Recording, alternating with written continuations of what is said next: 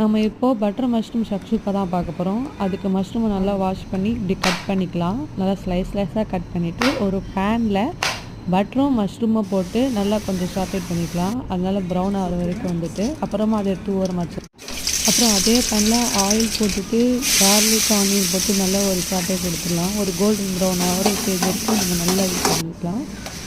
அப்புறமா டொமேட்டோ பியூரி போட்டுக்கலாம். Tomato paste tomato அரைச்சி ஊற்றுறது தான். அப்புறமா chilli powder, cumin powder, pepper தூள் கொஞ்சம் போட்டுக்கலாம். அப்புறமா நாங்கள் கொஞ்சம் உப்பு போட்டுக்கிறோம். இதில் நீங்கள் சில்லி ஃப்ளேக்ஸ் கூட எல்லாமே ஆப்ஷனல் தான். பெப்பர் எல்லாம் ஆப்ஷனல் தான்.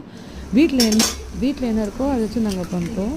அப்புறம் எக்குலாம் கொஞ்சம் கேப் விட்டு அதில் எக்கை நம்ம ஃபில் பண்ணி ஊற்றிக்கணும். இந்த மாதிரி நீங்கள் எவ்வளோ எக் வேணால் போட்டுக்கலாம். கொஞ்சம் ஃபில் பண்ணி ஊற்றினா கொஞ்சம் நல்லாயிருக்கும். எங்களுக்கு 2 எக்கு கரெக்டாக வந்துச்சு.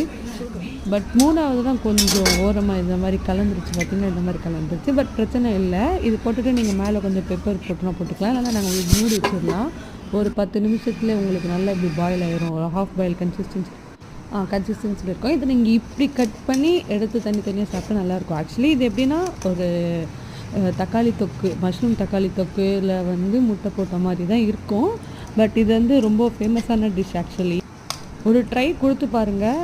நாங்கள் சாப்பிட்டோம், நல்லா இருந்துச்சு. ஃப்ளேவர்ஸும் நல்லா இருந்துச்சு. இதில் நீங்கள் சீஸு அப்புறமா இந்த க்ரீம், ஃப்ரெஷ் க்ரீம் 60 ரூபாய்க்கு விற்கிது சூப்பர் மார்க்கெட்டில். நீங்கள் அதெல்லாம் ஆட் பண்ணிக்கலாம்.